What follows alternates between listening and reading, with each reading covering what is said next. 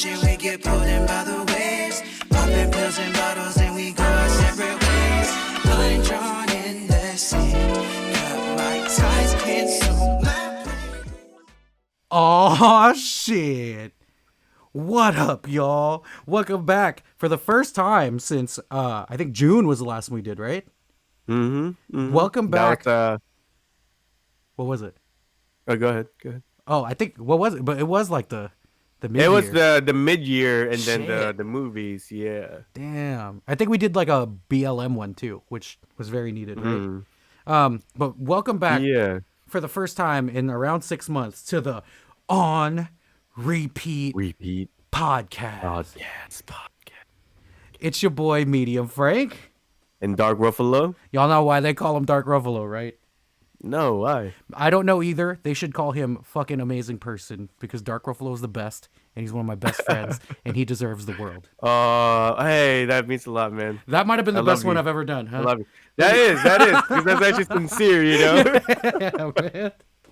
Oh man, so again, like we haven't done this shit in a while, and we used to do this exclusively SoundCloud and YouTube, so we never had like this live component to it. So again, Twitch, thank y'all, chat, thank you guys for bearing with us through that cringe intro that we usually do. Thank you guys for randomly pulling up on us on late night on a Saturday. Again, we really didn't expect anybody to come to this. We were doing this mostly so that we could record it easily, and also just to kind of test the waters and see if people actually would be interested in listening to our podcast live. So a tradition that we have at the On Repeat podcast is we are big on lists. I'm like a fucking BuzzFeed whore. You know what I mean? I love lists. I list everything. I judge and rank everyone. You know what I mean? So we actually do we do an end of year list of our top 20 favorite releases, whether it's albums or EPs. Singles we try to we don't do singles. We want it to be at least like a body of work. So we do that for the year end. We also do a mid-year list, which we only just do top 10s, I think, right? We just do top 10s, yeah. Gotcha. So for our inaugural live podcast episode, it just makes sense for us to do our big ass list here on Twitch. Hopefully you guys are pissed off about our inclusions. Hopefully you guys are happy about some inclusions. Hopefully you guys are passionate about some things that we exclude, because we definitely want to hear new music. And one thing that we always end up doing is right before list week, we'll be like, oh God, is there anything I missed? And we'll do like probably like a week or two before, do like a cram session. So anytime we definitely want to spark a conversation. We want to get to know y'all more too. Like I see so many familiar names in the chats every week, and definitely would love to get to know y'all and potentially fucking start conversations about music, because that's definitely where this all started. Anything else you want to say about the list, Quico? Well, yeah, I was going to say that the way we format this is that we go from 20 to 1, but Medium and I will alternate, just so that we break it up. You know, you guys don't just like get tired and bored listen to one person. You would just go back and forth, and then you can compare what we have. And like Frankie was saying, if we missed anything, let us know. Yep. And if we disagree with you, fuck you. You know, we don't care. Exactly. Yeah. So 20, and again, 2020 has been such a weird fucking year, man. And again, like I just had more time to listen to music this year, so I feel like I've been able to be a little bit more critical than I normally am. So this fucking list has been tweaked a million times. I even tweaked it while I was driving home, which is like not safe and not recommended. Definitely everybody like pay attention when you're driving. But this album wasn't even in my top 20 as of like 45 minutes ago. But it was on my top 20 for like 11 months of the year. It was only when I started tweaking the past couple weeks where I took it off. And this is how you know this is a fucking weird year. But number 20 is Dedicated Side B by my baby Carly Rae Jepsen. You know that anytime Carly Rae Jepsen drops something, it's usually towards the top of my list. But this is probably her weakest release since... ever since she put out Emotion, that's been like this golden era of Carly Rae Jepsen music for us Carly Rae Jepsen fans, and I feel like it's gotten she's kind of lost a bit of momentum just with the side B's that she put out. But then like when you take that to account, just like dog, it's a B-sides album. You know what I mean? Yeah. And for some reason, Carly Rae Jepsen's B-sides sometimes, like especially through from fucking Emotion on, are like almost coveted more than the main, like the proper album. You know what I mean? Like Emotion side B, like most fans in there are split 50-50 between which one they like better. And side B outsold Emotion. And Emotion's like triple platinum. You know, like that's crazy to me. You know what I mean? So with that in mind and how much I've listened to it, I still think it's in the top 20 because it's like dog, like her B-sides compared to other people's like full length EP or LPs, it's like it holds up. So I ended up putting it back on the list. And again, I've listened to this album quite a bit. I already talked about this in our mid-year, so I won't go into it too much. But there's some songs that are clearly like early demos of other songs that's actually made it to the album, which is really interesting. Obviously, she has like really just great pop, catchy tunes on it too. Like fucking "Window" is a good song. Fucking "Felt This Way" is a good song. "This Is What They Say" is my personal favorite song. It sounds like a Wham song, like peak Wham, which I really love. And then she also has a song with she also has a song that like is more of a dance track called "Solo," which is like different for Carly Rae Jepsen. So yeah, like, you know, there's some songs there, but there's also songs that I fucking hate. Like the first song on this album, "This Love Isn't Crazy," is probably one of the worst Carly Rae Jepsen songs I've ever heard in my life. Yeah. So it was just like when I put that on, I was like, "Are you fucking kidding me, dog? Like this is about to suck." But it's just like not consistent enough. And obviously with B-sides, you never expect there to be like a coherent idea for all the songs. But Emotion side B, there's a clear and coherent idea, even if they're just like add-ons to the original story. You know what I mean? Like you could tell like with a lot of the songs that was on Emotion side B, she wanted them to be on the main album and it fit the narrative, but it just like didn't make the cut. You know what I mean? And I think a lot of that's missing in this one. And I think, you know, the reason why I'm so disappointed in this album is because I'm just like such a big Carly Rae Jepsen fan, as you can see. Right. But it's just like not the best. But at the same time, I still listen to it way more than other albums this year. So I think it's warranted at my number 20. Sorry, Jepsies. It's okay. But do you feel like it's only like that though, because you could compare it to her better albums? Like if you didn't have that, would you rank this higher? If I didn't compare it to her other, I mean, like I don't know. I think there's still enough catchy pop songs to still rank it on a top like 100 list. Yeah. I actually think that I've ranked it higher because I compared it to her other stuff. You know what I mean? I Not, see. yeah. Because like again, like I compare it to her main albums, and I'm like, yo, this is like a B-side she put out, and it's still Yeah. like, so like I don't know. I still think I'm biased when it comes to ranking Carly Rae Jepsen albums. If I didn't listen to Carly Rae Jepsen, I probably wouldn't rank this because I'd be like, well, the songs themselves aren't as strong, but I think I rank it higher because I like compare it to her other work. But I also like, again, like the main basis, my main criteria for my list is what did I listen to more? And out of the 56 albums that I've listened to that I've recorded and 35 of them that I've actually like stack ranked, I still listen to this album more than half the albums on this list. So, you know, it's still kind of warranted for me. But yeah. Nice number 20. So for my number 20, it's something that I just stumbled upon. Same, like I said, it's that algorithm, right? And as far as context on why I like this album, one is because like I remember just watching gameplay from Cyberpunk, and I was watching a streamer play it, and then in the club, you know, there's some crazy music, Yeah. and it was blasting, and it was like was weirded out by the music and was laughing at it. It's like, wow, this is the sound of future. Okay, this story is not as connected because it has nothing to do with Cyberpunk. Right. It's like when I listen to this album, I feel like I was listening to future music, Uh-huh. where at first it didn't sound like music to me. You know, I was like, while I was listening to it, I think a few of my friends were around me in the room, and I could tell they were just like, kind of annoyed.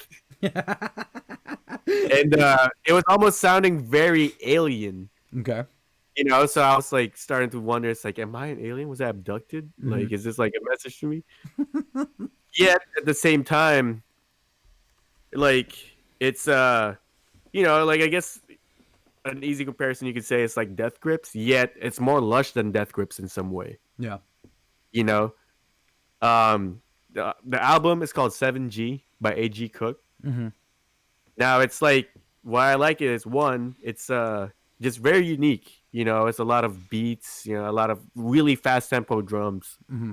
And like I said, just like alien music, and then all of a sudden like harmonics and like chords come in here and there. One of the drawbacks is 2 hours long. Holy shit.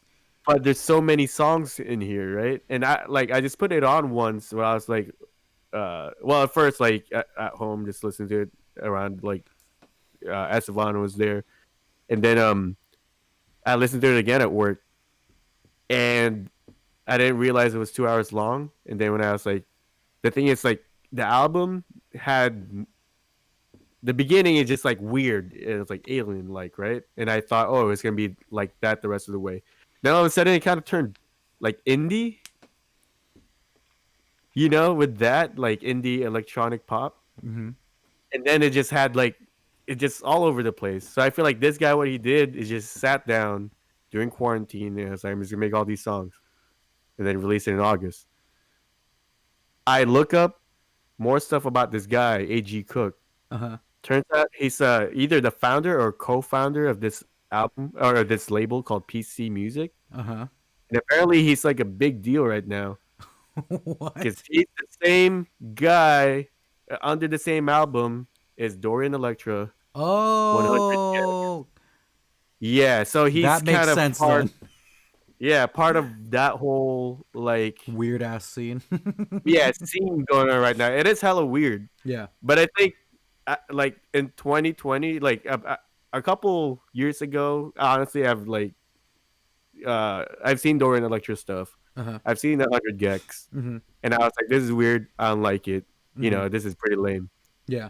Um, Now in 2020, I feel like it's just a different context where it's like I feel like I'm starting to see this as like the future, and it makes sense why a lot of the music and the people who make it Mm-hmm. seem strange to us, and it made sense to me after Cyberpunk came out. So Bruh, like I get it. And that's why it's PC music, like that's for first and foremost, I don't think I could sit through a 2-hour album anymore. How many songs is on 2 hours? Is on 2 hours of this album? I feel like it's about like I guess like 20, 26. I feel like longer maybe. Holy I didn't count. I just like see a long list. It's almost like what Cool AD does, Yeah. and then I don't think I've ever But the listened to thing a full Cool AD mixtape on Bandcamp either, though. But then now in context though, knowing what he's about, I feel like what it is, it feels like a sampler. Because I'm pretty sure a okay. lot of the people at that label, that's why there's like random like poppy sounds. Yeah. I think he just like throw him on there, Is he more like 100 Gex or more like Dorian Electra? It's hard to say because the way I've never listened to his other stuff. The way he starts, it's like just like fast tempo drums, like Yeah. so it's like kind of death gripsy in a way. So it's like It's it doesn't seem like he's a guy with a sound. He just seems more like a DJ. yeah. Well, it sounds definitely up your alley. Yeah. Definitely like younger people I know are like really into like 100 Gex and shit. Like Cammy, like my little sister is hella into 100 Gex, and I try to like understand it, and I'm just like an old man now, and I'm just like it's cool. I love Dorian Electra though. The other night when you were here for Smash Bros and we went to that Dorian Electra hole, I was like, I'm 100% about this. This shit is lit. You know what I'm saying? So, yeah. Thanks. Maybe maybe when we do acid next time, you could show this to me. Yeah. Oh man. And the thing is, like, even though it's weird and alien-like, it's not aggressive or like scary like Death Grips. It's more like, yeah, like I said, you'd feel like you're just an alien. Right. Yeah. Shit, man. I'll check it out. Yeah. If anybody's heard this band or this artist in the comments, let us know. But yeah, that's your number 20, huh? Mm-hmm. Cool. Well, my number 19 was also I think it stayed 19 all year because it's like, again, it's just a solid album, but it doesn't like wow me, but it's also better than like the other 26 albums I've listened to this year that didn't make my top list, or 34 albums that I didn't make this list. But it's Truth or Consequences by Yumi Zuma. And again, I talked about this during the mid-year, so I won't go too deep into it, but Yumi Zuma has a great, like, their bass sound. It's a Yumi Zuma song. You know what I mean? Because it sounds like Late Saturday Looks Good to Me. You know what I mean? Like, Yeah. like a really, really great like mix of synth and jangle pop put together. They really have such really like strong indie pop twee sensibilities. But they still find a way to sound really current. You know what I mean? Like, I know a lot of Tumblr girls that are hella into Yumi Zuma, and Yumi Zuma is constantly like, there's the song fucking oh my god, It's Late, and then Your Crush, that song. That song has been playing in fucking Target every single time I go to Target, and it like trips me out because it's like this indie pop band from New Zealand that is getting like some kind of clout off of fucking Tumblr girls, and it's awesome. You know what I mean? But yeah, they have like that really like distinct sound, but they also have like, and this is sometimes a double-edged sword, they have a way of making songs feel familiar even if you've never heard it before. So on one hand, it could easily, after a while, sometimes it does sound like all the same song, you know what I mean? Which will prevent it from ever being super high on my list. But it's always like endearing to like feel like, oh, this is a song that I've known before, and you get like this nostalgic feeling from it, and then you end up getting really into it for that like moment in time. And I think Yumi Zuma, is one of those examples of this year.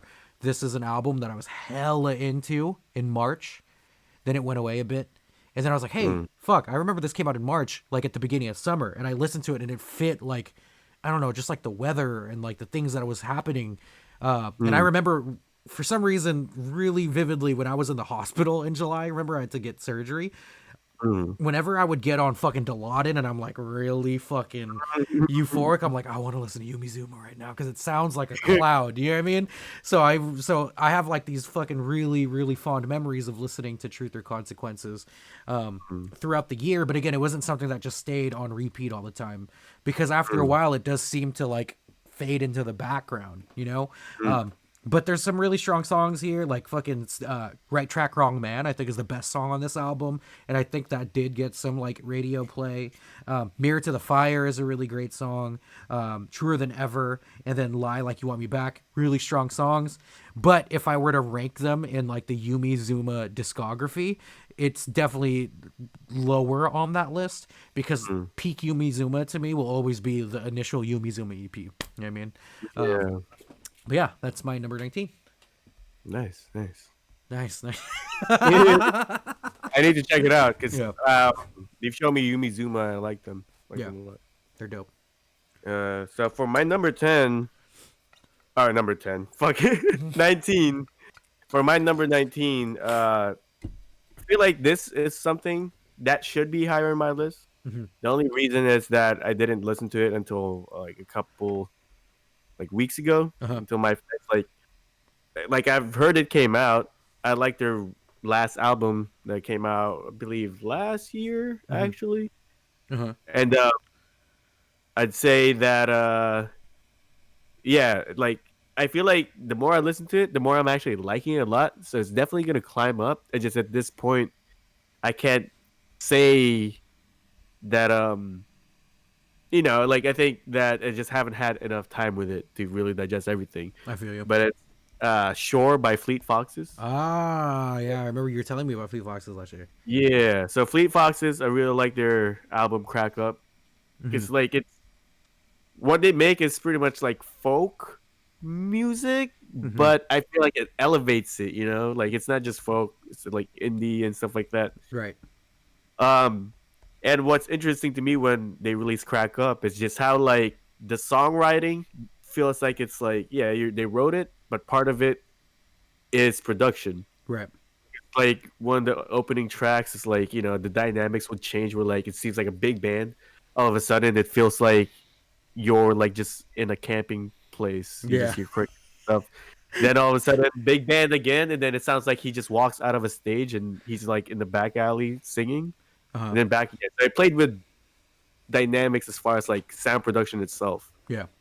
I feel like with Shore, he goes back to just like the more like the album feels more like songs. It feels Hmm. like a soundtrack, and when I listen to it, it feels like a movie soundtrack, like an independent movie, right? Uh-huh. So it definitely gives me a lot of like feelings of nostalgia, like fall vibes. I feel like this is something you'd hear in a 500 Days of Summer. So I Careful. highly recommend. Careful. Don't touch 500 Days of Summer, man. The bar set high, good. Well, I mean, I feel like those type of movies is what I mean. Yeah, yeah, yeah, Not yeah. 500 Days of Summer itself, Right, but right. I just think that like for someone who a lot of times I hear folk, it needs to be very specific. Fleet Foxes is doing it well, where like I can appreciate folk Hmm. without it being too like corny sometimes. Yeah, yeah, I feel you. I would say I don't know if also my opinion would have changed if the person who recommended this to me didn't point it out, but the middle section part of the album does feel like it kind of drags. Hmm. But at least the bookends from the beginning and the end sections are really solid, and yeah, I think you guys should check it out. I will check it out, sir. Especially if you think it should be on a 500 Days of Summer soundtrack. It should, Check that out. yeah. Sick. Dope. Well, yeah, we won't spend too much time on these since they're the kind of lower half Yeah, of the list. Once we get that's it. towards like fucking 13, 12, 11, I'm sure we'll spend a little bit more time, and then even more so once we're in our top 10. But for my number 17 is and 18. oh, it's 18. Yeah. Oh yeah, duh. My no, yeah, my. Okay, cool. Okay, so just skip the number on my list. Perfect. I didn't skip an entry, but like I went from 19 to 17. So I think. Oh no, it says 0 at the top. Okay, I'm good. No worries. Hmm. But my 18 is an album that I think I would have liked more if it was a little bit more coherent because like all it's definitely not like it's the saying the sum is greater than its parts. I think it's the opposite here, where like the individual songs are better than like the project as a whole. Hmm. And also, I think this year I've had more time to be much more of a stickler about production or not production, but mostly like engineering and mixing. You know what I mean? Not that I'm not already that way, because you and I, we fucking are like so like really into like mixing techniques and just like all of that to Yeah. where we already notice these things and it matters for how you enjoy the album. But I think this year more so, especially, but because I don't think this album's mixed particularly well. But my Hmm. number 17 is "It Is What It Is" by Thundercat. Okay. And I mean, obviously, it's not going to be super coherent because like there's songs from like years ago that Thundercat included in here, but they all kind of make sense sonically together because Thundercat is just a fucking eccentric and brilliant fucking virtuoso when it comes to being just like a musician. But again, like it's just as a project, as much as I want to rank it higher, these like little things come into play for me. But I think each song individually, especially the songs that came out like earlier, like King of the Hill, I think went out. Didn't that come out in like 2018? Like that's an older song. Yeah. Black Quail, Black Quails, even though that came out this year, I'm pretty sure I heard like early versions of that on like Mm. SoundCloud and shit like that. Or not Black Quails, I think it's Black Qualls. But yeah, man, like it's just one of those things where it doesn't feel super coherent. Yeah. And but like all the songs individually are so dope, and I think Thundercat himself is just so fucking dope. And there's some genuine bangers on there. You know what I mean? Like, of course, Dragon Ball Durag is the big song, but like Interstellar Love, I think is a fucking amazing song. And I also think what's the one with Bad Bad Not Good? Oh yeah, That's the King of the Hill one. Yeah, King of the Hill is Yeah, so good. He has a song with Zach Fox, I think, on it, right? That song's fucking sick. And then, of course, the one with Beano, Black Qualls, I think is so good. yeah. So again, like all the songs individually are so good, but when you put it in a project, I've never listened to this project front to back, I don't think. Like I'll listen to a few songs and I'll move on. You know what I mean? Or I'll throw on like Dragon Ball Durag and I'll play everything else. You know what I mean? So like it's just one of those things too where, and I think Thundercat does it stylistically on purpose, but I never like the mixing of his vocals. I think they're like too drowned out, and maybe that's because like he wants to sound like a fucking like 70s R&B singer when he makes these songs. But you know, like all in all, I love Thundercat. I love the songs on it, and I listen to a lot of these songs regularly. So it would have been a crime for me to not at least put it close to my top 20. And then when I really got to thinking about like finalizing my list, it easily slid into the top 20. But it's number 18 for me. Nice. I know you like. Oh shit! Never mind. Go ahead. Go ahead. I was gonna say I know you like Thundercat. Did you? I like Did you listen to this album? I did. Okay. We'll leave it at that. So my number 18 is Unlocked by Denzel Curry. Ah, nice. Is that the one he did with what's that fucking producer? God, the Kenny top Beats. Kenny Beats, yeah. Is that the one he did with Kenny Beats? Yeah, dude, that's what it sorry. with Kenny Beats. It's like the anti-cop shit, right? That ACAB shit. Yeah, it is. Hell It is. yeah. But I call him Cop. What's his name? Apparently, or yeah, the police. I guess is what his nickname was. Oh, because he's like snitching on people. And shit. No, that's what Vince Staples, I guess. Started Oh calling yeah, him. yeah. When he did his fucking the Beat Cave thing, right? Yeah. But yeah, I guess with this album, I think it's a solid album, and it feels much more like like the hip hop you get from early '90s and stuff like that. Yeah. As far as its flow and its style, the content as well, it's all like very political. I think he's a very witty, smart writer. Mm-hmm. Great rapper, and you could tell. The album almost reminds me of like when A Tribe Called Quest came out with their comeback most recent album. Like after so many years, then they came back out with something. Yeah, where like thank you for your service. The one, the tribute to Fife.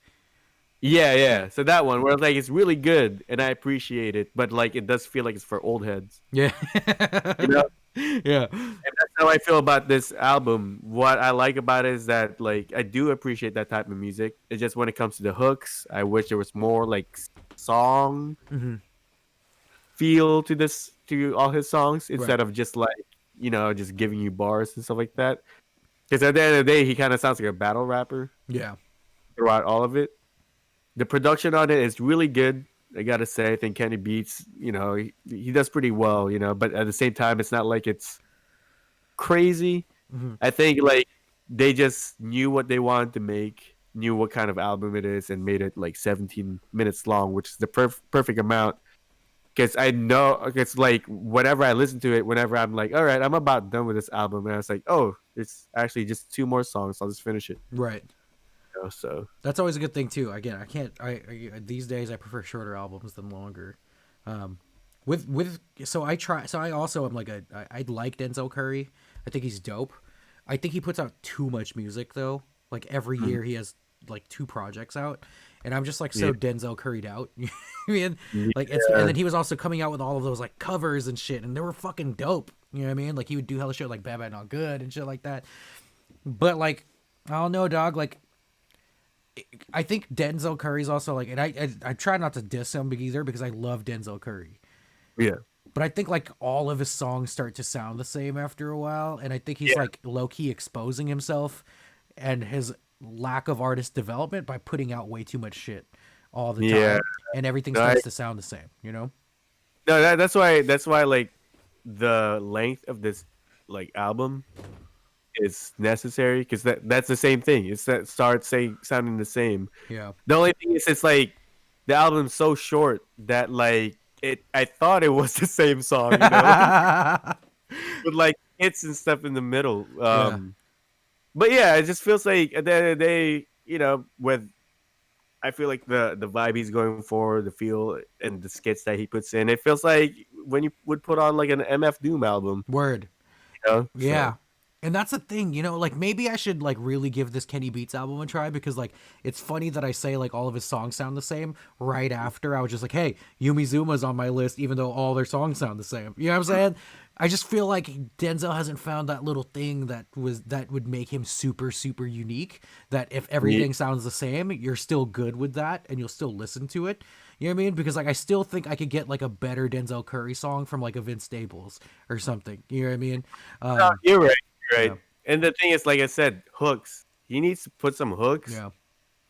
to make the song much more engaging. Because a lot of times he's just like rapping at me. Word.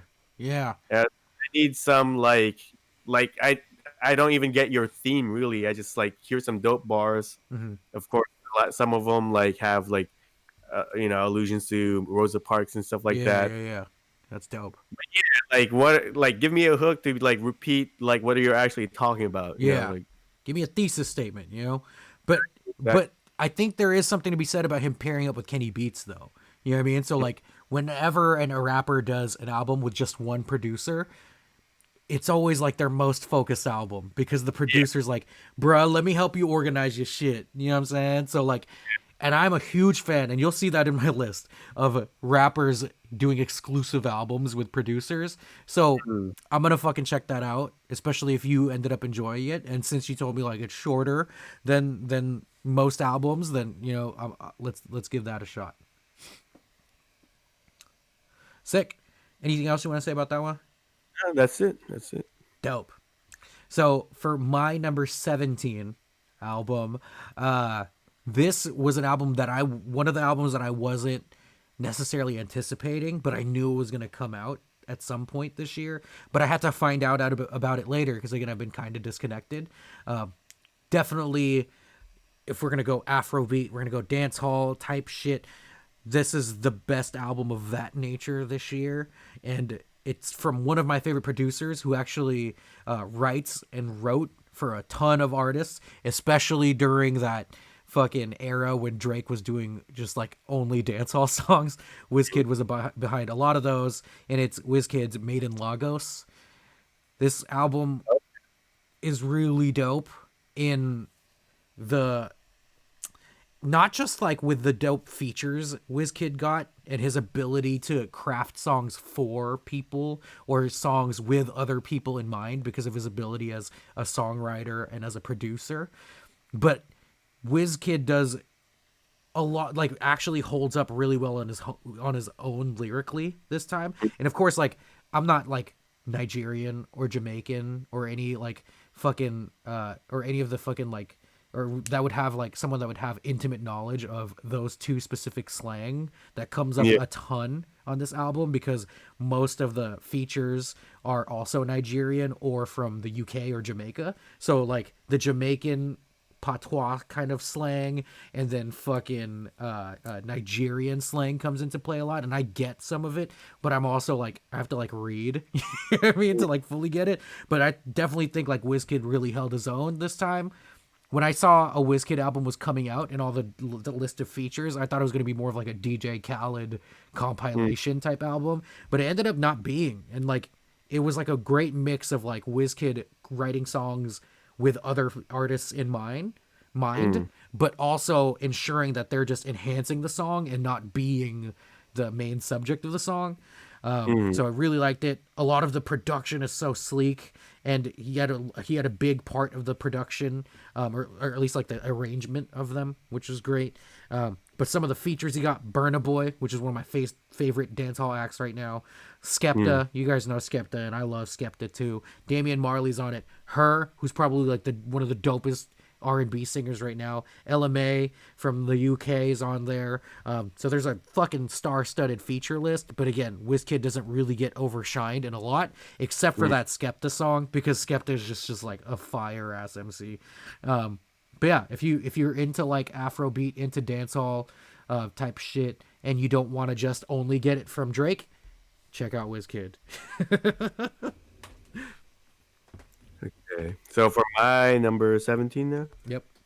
17. So my number 17, I feel like it's only at this spot because I haven't had enough time with it. But it's definitely a really good album. And that's Man on the Moon 3 by Kid Cudi. Okay. And yeah, I got to say, based on like a lot of my initial impressions, I just know like the more I listen to this, the more I'm going to love it. Because a lot of it still, I feel like it carried some of what he got like after Kids See Ghosts, you know, while bringing back the kind of like the Man in the Moon series, and it's just a perfect marriage of that, you know. For sure. I just need to spend more time with it, honestly. I feel you. But I mean, yeah, there's not much I can say other than it's good. Like, I honestly, for a while, I haven't like really paid attention to Kid Cudi. I haven't really thought his stuff was really engaging to me. Not until Kid Ghosts, where like I felt like he kind of made a comeback for me. And I also see like 'cause he's tried other genres of music before, and I feel like now he's making better integrations of that into his like songwriting than before. Yeah, So. for sure. And he went into that foray of doing like hella very different genres for a while, and some of them were received okay, some of them were received very poorly, especially if you're an internet troll and you are a Fantano fan. I'm sure everybody knows how much he hates Speeding Bullet to Heaven. But yeah, I'm sure we'll do more of a back and forth on this album when I bring it up on my list.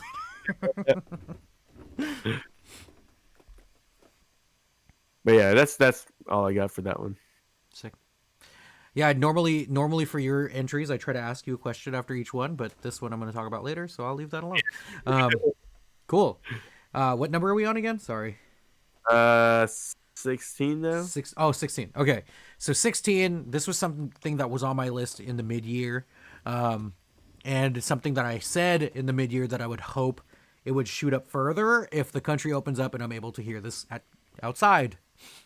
But it hasn't opened up outside, and it's been one of those, and this album, probably more than the rest of the albums on my list, was hurt by that the most, because like I can't just listen to this lit shit all the time when I'm inside sad, dog. Like, I need to hear this outside, and I just haven't had the opportunity to do that. And whenever I put this on, it's when like we're having a party or I'm fucking like in a good mood in my room, and I'll put it on. But even then, I wouldn't listen to the whole album. You know what I'm saying? But oh shit, I accidentally changed the view here. But this album is unfortunately a posthumous album from somebody that passed away earlier this year. We actually covered that in a past episode of the On Repeat podcast. But it is Shoot for... I always get it mixed up. Shoot for the Stars, Aim for the Moon by Pop Smoke. And what a fucking unfortunate story, man. And 2020 has been so shit. But Pop Smoke was somebody that I was a bit late to. I heard about them because I have friends in New York and they would always talk about it, but I just like, I'm not just going to listen to any rapper a New Yorker tells me to listen to, because most times it just sounds like a motherfucker doing this all the time because I'm from New York, B. You know what I mean? So I was just like, oh, it might be just another fucking New York rapper that I'll get to later that I might like. You know what I mean? But then when I listened to Pop Smoke, I was like, wait, hold on. This is a drill song. And not only is this a drill song, it's not like Chicago drill. It's like UK drill. You know what I mean? And I'm just like a big fan of UK hip hop in general. And whether it's grime, whether it's like some smooth hip hop like V-Bar over there, or if it's like drill music, which, you know, is a lot of like fucking section boys who are called Smoke Boys now, and fucking those kinds of like artists and shit. And I was like, damn, that's so dope that like an American hip hop artist is actually like bigging up a UK hip hop artist, because so many times like you would feel like the American hip hop or the US hip hop scene is like the dominant force and everybody borrows from the US. Yeah. And it's cool to start to see like, say, okay, there's another region outside of the US or even outside North America, because of course Canada is a big part, like the Toronto scene is a big part of like hip hop nowadays, at least. It's cool to see that it's becoming a little bit more global, you know, and like that US artists and young US artists, because Pop Smoke was young, dog. Like he was super young. And the fact that he was like put on to like UK drill and made music like that is really dope. So I was like, wow, that's really interesting to hear a US artist rap like this over these types of beats. So I was like, all right, I got to really get into Pop Smoke. And as soon as I like started to get into like Dior and shit like that, 2 months later, man gets fucking slept. And it's like, dog. And again, we covered this specifically on an old episode of On Repeat, so we're not gonna get too far into it. But rest in peace, Pop Smoke. This album shouldn't have been a posthumous album, man. It should definitely not have been. And like based on how good this album is, bruh was gonna have a crazy career. And it sucks that like the forefront of or like the person that's like leading the charge of bringing UK drill to the US. Because again, there's already Chicago drill. I already fucking know that. But like bringing UK's drill to the US, that's kind of slowed down now because Pop Smoke was the guy. And now hopefully other people could like tastefully do it now. You know, Pop Smoke was definitely going to be the one cultivating that sound, but it's not going to be possible anymore. But this album's so dope, and all the songs individually are great. But again, it's just one of those things where it's like this album would be higher on my list if I could hear it at a club. I can't just have like UK drill playing in my room all the time. But some highlights to me: Aim for the Moon with Quavo, because Quavo is awesome. For the Night is probably my favorite song on this whole album. It's so fucking catchy. Lil Baby, who was on a fucking tear this year, best verse on the song. And then he also has a song with like fucking 50 with Creature with Sway Lee. He has a song with fucking 50 Cent on it. The Woo and Roddy Ricch is on that song too, which is fucking crazy. So it's just sad because you could see that there was a lot of potential there, and this is still early on in Pop Smoke's career where he could have improved a ton too. So, you know, rest in peace, Pop Smoke. Everybody fucking move carefully, take care of yourselves, and hopefully UK drill doesn't go away in North America here. Yeah, that's my number 16. Nice. All right. Do you listen to my entries, or are you just like? No, I do. I'm just kidding. I haven't really listened to Pop Smoke much. Yeah. I know we talked about him, and he seems like the way he died is definitely like kind of like it didn't have to happen. You know, I feel like someone like kind of like told where he's at, right? Yep. Yeah. It's fucked up, man. Yeah. Such a sad situation. R.I.P. Pop Smoke, man. Yeah. I should check him out though. I think I did check him out once. I do feel like he's just not refined yet. Yeah, I feel like he for sure. Yeah. That was the one thing where like I feel like if he had more releases under his belt, like I could tell he would have been like way bigger than he is, you know? For sure. It's if you listen to the album too, like you could tell he was starting to explore like more melodic qualities too. Yeah. And you could tell like just give him a couple more years of artist development and he was gonna be the biggest fucking star. But Yeah, and I guess the other never know. thing too, why I felt like he wasn't refined is that in his own album, I felt like his features, some of them kind of outshined him in his own song. You I know, can see that so. too. Yeah. Like Lil Baby fucking outshined him in For the Night. So I can see that for sure. So for my number, where is it? 16. Yes, 16. Number 16 is Modus Vivendi by 070 Shake. Ah, 070 Shake. So this is something that 070 Shake, someone I just like discovered this year, towards the early year. Yep.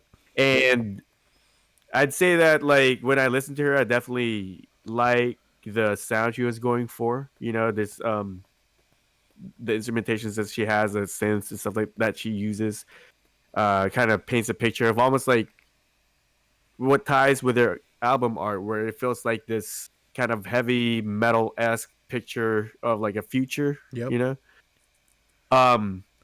I love the microdosing.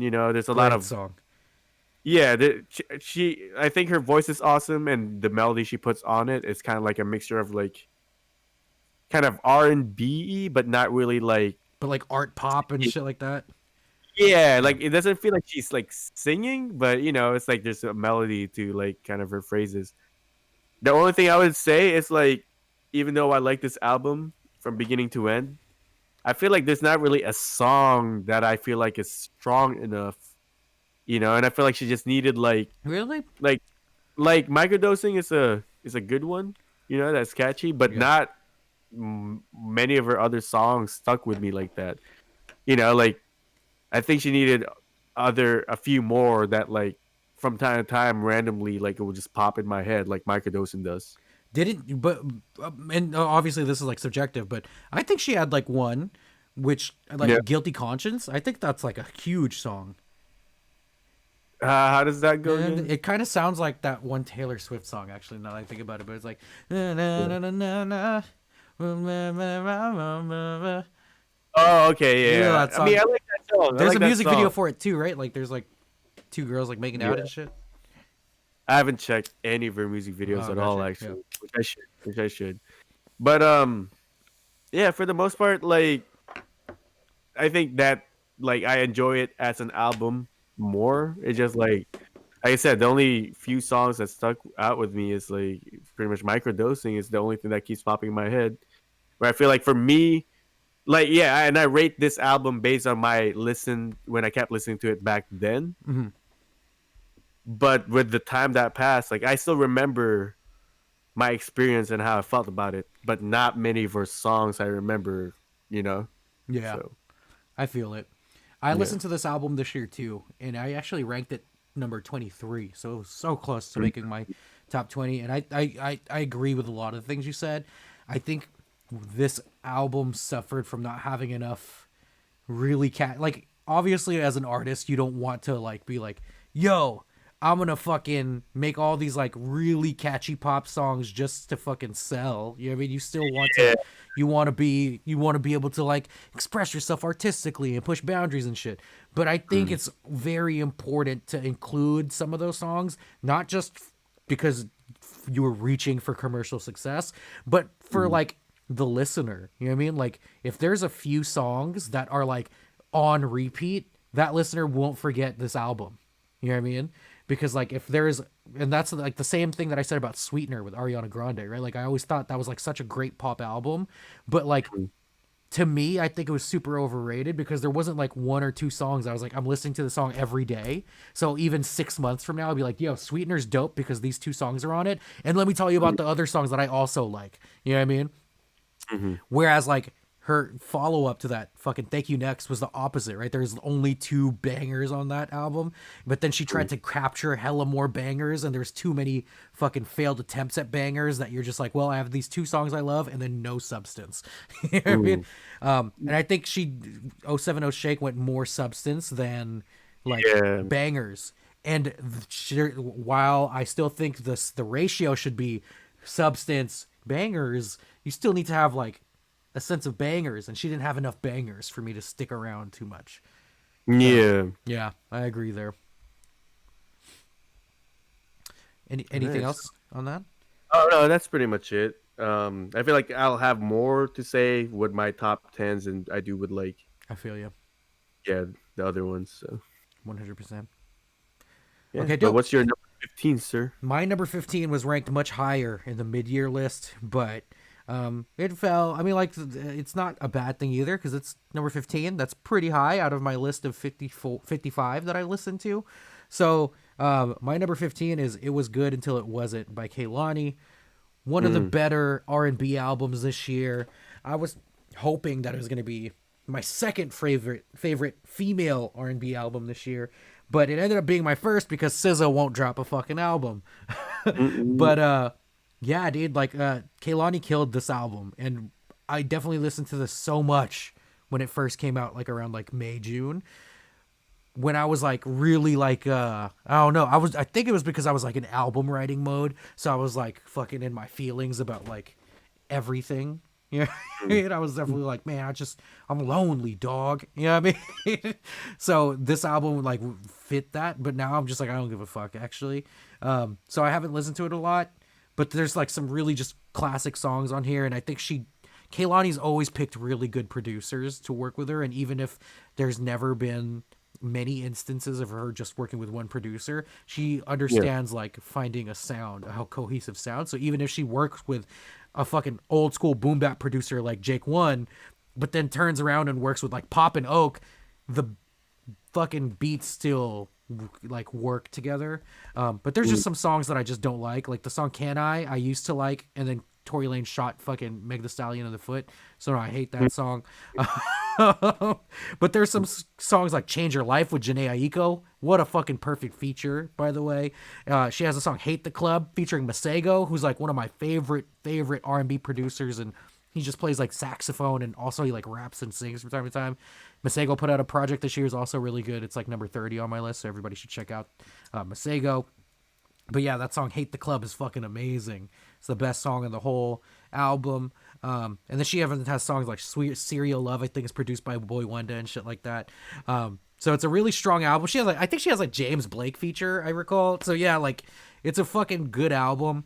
And it's also just like it's definitely written from like someone who is like not necessarily like so sure of themselves, because obviously they always are transparent about how they're flawed, but it's just somebody who is like comfortable with themselves, you know? So that's something that's missing in R&B, where it's always just like hat in hand, I'm sorry baby, come home, or why'd you leave me. It's cool hearing R&B come from someone who's like very secure with who they are, and is like, but is it so like secure with who they are that they're like arrogant and fucking like shaming and finger pointing, you know what I mean? So someone who's just really comfortable with themselves. So yeah, Kehlani, it was good until it wasn't. Also, the album cover is so hot. She's so bad.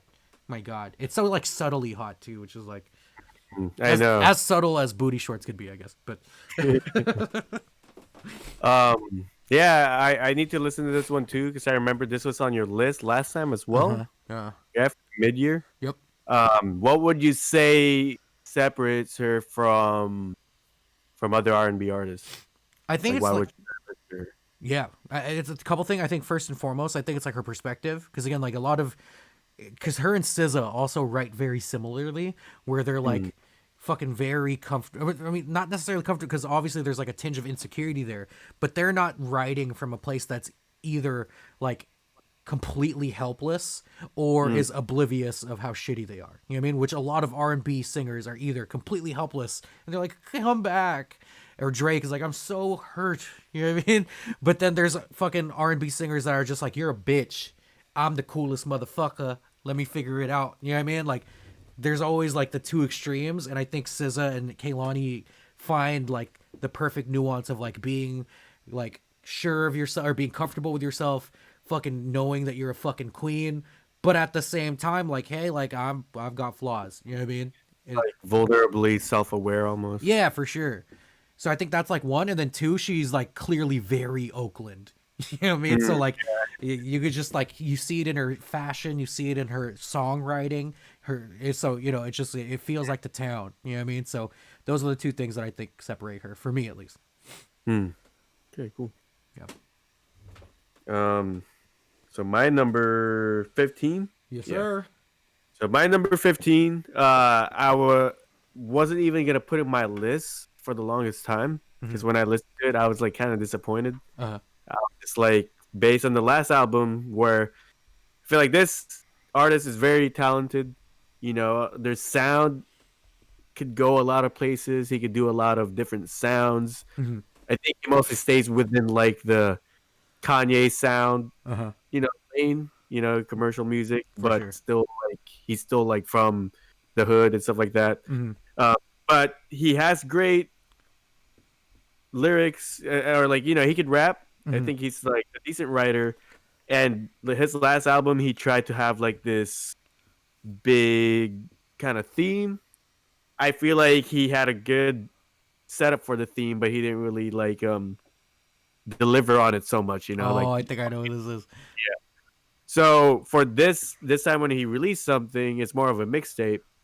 But at first I was just like, it just feels like it didn't feel like substantial enough, or like the songs didn't feel big enough for me. It just felt kind of like each song at first felt the same a Uh-huh. lot. But the more I listened to it, the more I appreciated it. It's IDK and IDK. Friend Yeah. I by figured. IDK.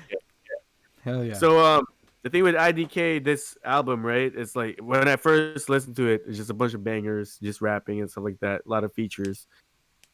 I didn't. It wasn't like really hooking me. I wasn't getting it. Hmm. And then the more I listened to it over time, the more like the vibe I was getting from it more is almost like what I wanted the what's it called? What is it called? The Migos album to Yeah. be like, Yeah. but the right amount of length. Hmm. Where like him and his friends, IDK and friends, they're all just there to rap, and like he has ASAP Ferg there. He had Denzel Curry is in there, Hmm. Juicy J, and so just a bunch of his Rico Nasty and stuff like that. And they feel like they all just came on. The only song that IDK was solo for is the intro. And I think that was a good intro to it. And then he brings his friends along. Yeah. Um, I think it's just a good banger song if you want to feel hype, if you want like a little bit of aggression, put it on. And IDK still puts his like kind of melodic, songy hook from there from time to time, Hmm. but for the most part, it's just a bunch of like, big beats and rapping. So Gotcha. I remember when we brought up IDK last year, and I think it was like the concept was like about like if God existed and stuff like that. yeah, Did he have a yeah. concept this time around, or was it more just like a collection of songs with an idea?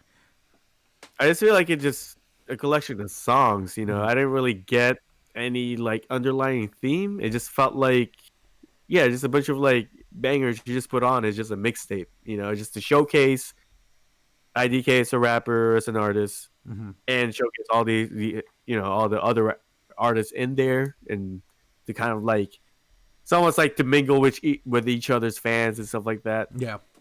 It's not anything that I feel like you're gonna go walk away from and think about it. You just put it on and then you just like, like, oh, I'm gonna work out. Oh, I'm gonna, do this. Yeah. I feel you. Dope. Well, I'll check Yeah. that out. I remember when you showed me some of the stuff last year. I kind of liked the IDK stuff, but yeah, I also think that like some of the concepts were like reaches. So I'll check this out, man. Yeah. Hopefully, it's a little bit more accessible. Yeah. Sick. So I think this is 14, right? Yes. So my 14 this year was an album I did not expect to listen to at all. I didn't expect to like it. But I have a lot of friends. Well, not a lot. I have a couple friends in Memphis because I go to Memphis quite a bit. Well, I used to before this shit because I'm a Memphis Grizzlies fan. A couple people I met out there. Also big Memphis Grizzlies fans. Also hip hop heads. But obviously they're really into music that comes out of Memphis. So they love fucking like fucking 3-6 Mafia, Crunchy Black, fucking all that shit. So when fucking Juicy J put out an album this year, obviously that's not something I'm just like looking out for. But anytime Juicy J puts something out, I know sometimes he went through that fucking like fucking what's that fucking song? Bands that make good dance. That phase. So I know that like he during that phase felt like a really commercial vanilla rapper, but like if you know his roots in 3-6 Mafia and fucking just that fucking southern Memphis bass music, like you know that like Juicy J is actually like a legend in this shit. Especially because I was like a diehard UGK fan growing up, and UGK and 3-6 did shit all the time, and I was always fascinated by the southern sound. But Juicy J has always found a way to stay somewhat relevant, whether it's him doing TV, like reality TV shows, or if he's fucking writing the entire soundtrack for Hustle and Flow, because like that whole movie was written by Juicy J and fucking DJ Paul. You know what I mean? Yeah. Or fucking doing shit with Taylor Gang because he got signed by Wiz Khalifa to Taylor Gang. Or if he's just fucking putting shit out on his own, he's always found a way to just like stay somewhat relevant. And for some reason, he sounds good in any era. And it always feels like music's more like catching up to him versus like versus him just chasing a sound. Because like, you know, nowadays, especially with a lot of like the quote unquote mumble rappers, that's not what they are, but you know, that's how folks classify them. A lot of that really is derived from the Southern sound and comes from fucking a lot of 3-6 music. And Juicy J's album that he put out this year, fucking the Hustle Continues, is probably the best Juicy J project I've ever like listened to on his own. I always enjoyed 3-6 3-6 Mafia projects because DJ Paul does a lot of the production. You know, there's a little bit more in terms of like direction to it. You know what I mean? Project Pat's usually on it too, and I love Project Pat, and I think Project Pat's actually Juicy J's older brother. But like this is the first like Juicy J solo project that I really liked, and he's also one of the guys where I fucking give him a pass when like features body him on his song, because Juicy J is not like a fucking like super lyrical rapper. He's like Waka Flocka, where it's like he's it's the energy, the delivery, and the vibe that he sets, you know. And I think he's very self-aware because like a lot of the features that he brought them in to do like the lyrical verse, so then Juicy J could be lit all around it. You know what I mean? Like he has a song with fucking ASAP Rocky. He has a song with Conway the Machine from fucking Griselda, and that's my favorite song in that whole fucking album. He has a song with like Logic, which is a great song, and I don't like Logic, but Logic with Juicy J, I'll listen to that shit. You know what I mean? But he has a song with Meg Thee Stallion. He has a song with J Rock that has Project Pat on it. He has Tyler Dolla $ign on this album. So like his features really did a lot to like enhance what's there. And even though they lyrically body him, they don't outperform him per se. You know what I mean? Like Juicy J is still obviously the main event of the song. It's just J Rock's verse is gonna like add a different like more lyrical spin to it. And Conway the Machine. Conway, like I can't wait till like Griselda, because Griselda's blown the fuck up now, and you know like Conway, Benny, and fucking West Side Gun, they're gonna start appearing on more like commercial songs, and fucking Conway sounds so good on a fucking Memphis strip club beat, dog. Like definitely, if you're gonna listen to one song on this album, listen to the song with Conway on it, because Conway's verse over that fucking 808 that we normally never hear, because he's Griselda. He fucking does boom bap New York shit only. My God, dog. So definitely check that out. One of my favorite albums this year, and I did not expect to put a Juicy J album on my list at all. But yeah, that's number 14. I'll check that out. So, do you think that Logic sounded good? Surprisingly. Really? But it's also like because Juicy J low-key alley-ooped it to him, because the song that he's on, 1995, is more of like a fucking boom bap beat with a Memphis twist to it. Kind of like, you remember that song fucking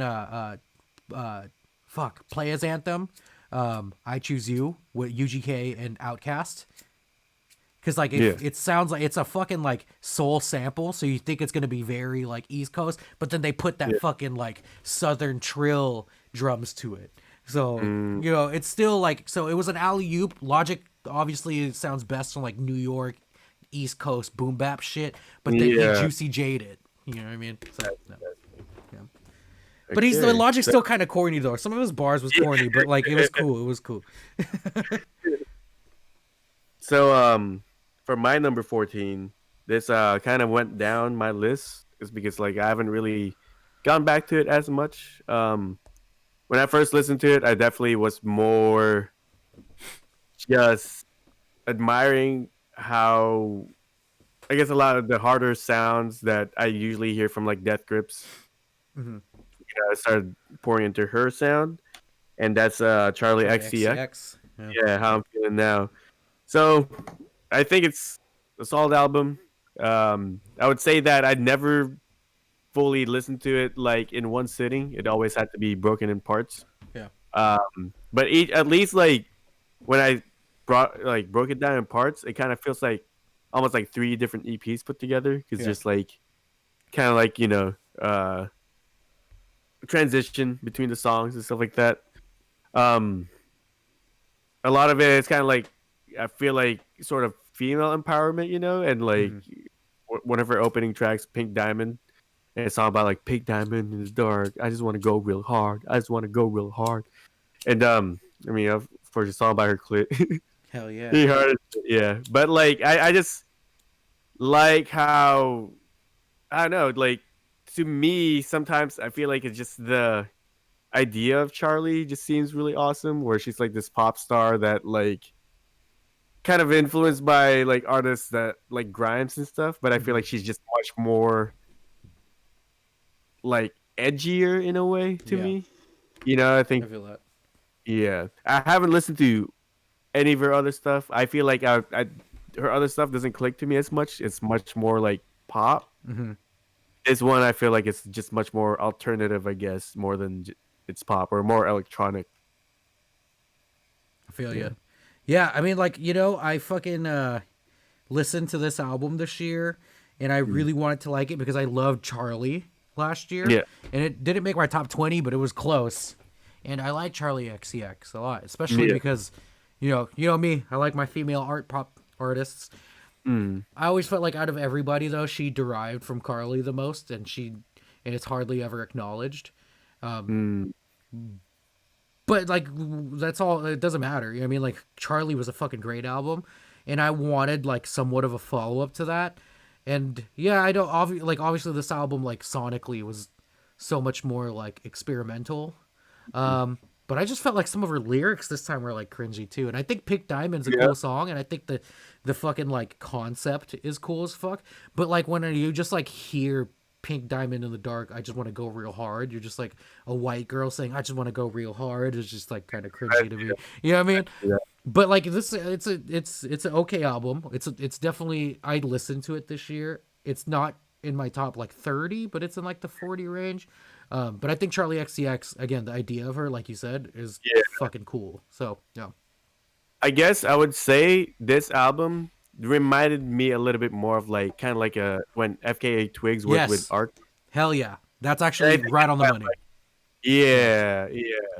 And I guess that's what I liked about it. I feel like, I mean, I also really like the FKA Twigs, their latest album more than I actually like the one with Arca. Yeah, me too. I feel like I like this sound more on Charlie than I would with on FKA Twigs. I actually agree with that because I did not like Twigs with Arca. I really didn't. Yeah. But yeah, that's my is it 15, 14? 14. Dope. So I think we're on 13 then, right? Is that right? 13? Yeah. Okay. My 13 is an album that I wanted to be higher on my list, but it's just like, I don't know. I guess it's because like the production style is just something that like you're not necessarily putting on all the time. That's actually wrong though, because I have an album in my top 10 that is similar to this. I don't know why. I can't give you a full explanation why I don't listen to it that much, but this could have been the only difference between this album and then the one in my top 6 is just how much I went back to it really. But great album. This is the first album that kind of showcased my love for rappers working with one specific producer on a project, and it's Alfredo, Freddie Gibbs, and The Alchemist. The Alchemist is just one of the dopest producers in hip hop. Let's just say that. Yeah. He's touched so many different eras too. And now he's kind of almost reinventing himself as also like a TV personality along with Bronson and shit. Like Alchemist is the shit. And Freddie Gibbs, hands down, is one of the best lyricists in the world, and since he's still kind of fringe, underground, and mainstream, is definitely, I'll still say that he's like in the underground, like him, Currency. I think they're like on the same kind of level of underground where they're like famous enough to be on big songs and live their lives the way they want to, but also fucking underground enough to where they're like a cool answer when someone says who's your favorite rapper. You know what I mean? Like, it's, if you say Wiz Khalifa like I do, people will be like, oh, Wiz Khalifa is your favorite rapper, if they only know his really commercial shit and not know like his fucking 10 years of doing dope underground shit before he fucking put out Black and Yellow. You know what I mean? So like I think Freddie Gibbs lives in that cool kind of echelon of rappers where you're like the forefront of the underground. And then you work with the fucking producer that's in that same level, and you have a focused sound, and like Freddie Gibbs on a more like almost like mafioso, similar to like the fucking Griselda album last year. It just works, dude. And like he starts out with the song, or he starts out with 1985, but he has that song "God Is Perfect," and he's fucking just literally saying like, "Yo, the God is here." Like the rapping God is here. His flow is insane. His fucking actual wordplay, his bars. He has a dope rap voice, which is like really slept on and important. Like having a dope rap voice is everything. You know what I mean? Like I don't think Chance the Rapper is the craziest lyricist, but his rap voice is so interesting that people love it, you know? Same with Danny Brown. Things like that, right? And Freddie Gibbs' rap voice is what you would want a rapper to sound like. I mean, that's why Freddie Gibbs is your rapper's favorite rapper. You know what I mean? But he has like fucking perfect features on this. Scotty Beam, he has Rick Ross on that song, and it's just like how him and Rick Ross go back and forth when Rick Ross comes in with his verse and then Freddie comes back in is just beautiful. He has a song with Tyler the Creator where it's not the most obvious choice for a feature, but like the way they bounce off each other is perfect. Then of course he has a song with Benny the Butcher from Griselda, and he also has a song with Conway from Griselda, and it all works, and none of them body Freddie Gibbs on his own song because Freddie Gibbs is a god body rapper. And again, just everything with Alchemist controlling the sound, it just worked perfect. And another great part of it is it's 10 songs, 35 minutes, perfect length. So yeah, that's my pick. I know a lot of folks is probably putting this much higher on their list, but for some reason it was just something that I would like listen to a couple times a month. None of the songs would necessarily be on replay except for Scotty Beam. That would come on quite often in my car. That I suppose you could say it bumps in the whip. But yeah, great album. I don't know, it's hard for me to explain why it's this low on my list, but I just didn't go back to it that much. Yeah. I was gonna say I feel like I ran into a couple songs from this album on my queue out of nowhere, and then, like I never really listened to Freddie Gibbs, but people mention Dead End always mention him. I never really listened to his stuff, but when that song came on, I looked at it, you know, because I think I was going for a run, and I was like, oh shit, Freddie Gibbs and the Alchemist. Yeah. But I feel like I was more excited that I saw the Alchemist there. Yeah. Freddie Gibbs, because I was like, oh, it makes sense, because like I was like really liking the sound, you know. Yeah. But I didn't listen to the full album intentionally, so maybe I should check it out. Definitely check it out. I think especially just like your taste in hip hop, you would love this shit. All right. Hell yeah. We'll do. So for my number 13, it is. I'd say it's a really good album. But there's like minor gripes with it that just keeps it at 13 and not reach the top 10. And you've actually talked about this already. Mm-hmm. And it is what it is by Thundercat. Yeah. Where like there are like the feature with Bino, especially, is one of my favorites. Yeah. Like they just sounded great together, and the hooks he had, like what was it? The fears, like. No more living in fear. So more living in fear.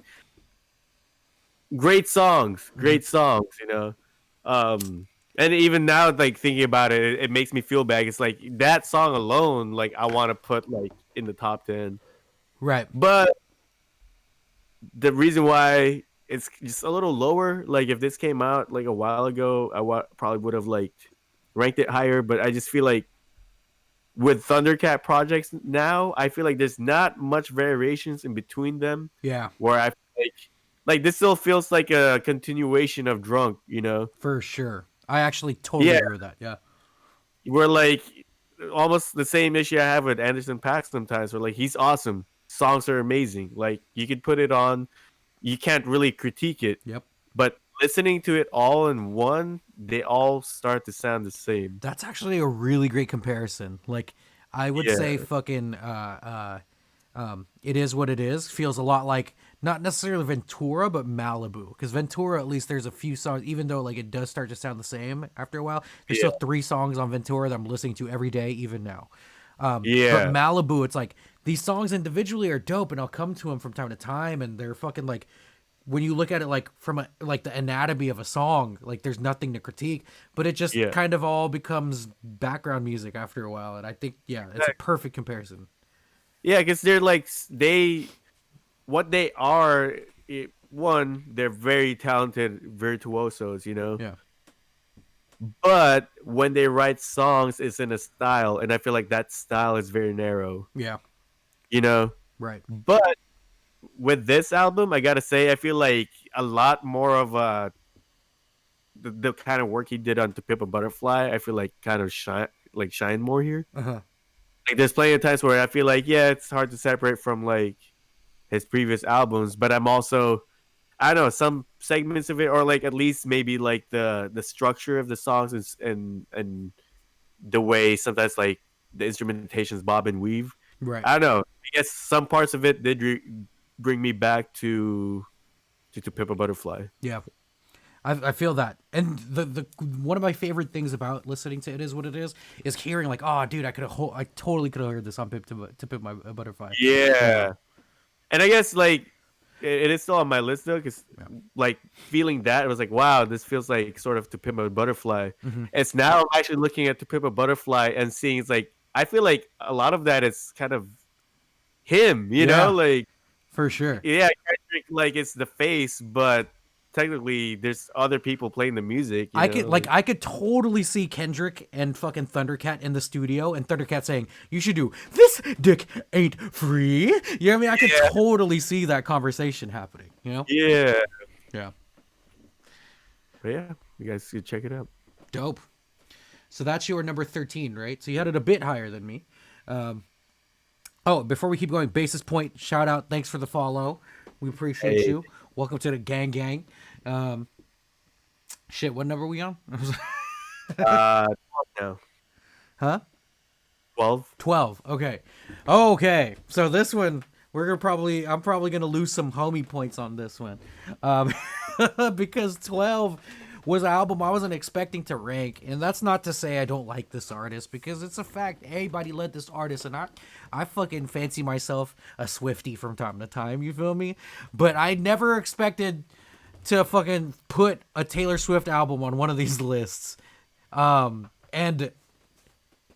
I've been struggling where to place this on my list, solely because like I'm still trying to grasp if I actually love this album in a vacuum, or if I like this album and I'm also fucking so pleasantly surprised that I like this album that I hold it to a higher regard than it actually deserves to be. But my number 12 is Folklore by Taylor Swift.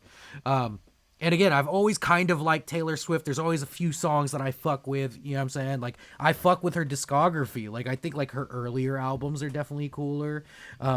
When she turned more pop is when it started to be bad. And she even had that one album, 1989, which is a complete ripoff of Emotion by Carly Rae Jepsen. So, fuck that album. But I'm a Jepsy. But the thing about Folklore is that I think out of all the albums, this is the Taylor Swift album where you got Taylor. You know what I mean? Like, even though her earlier songs were really personal, you know what I'm saying?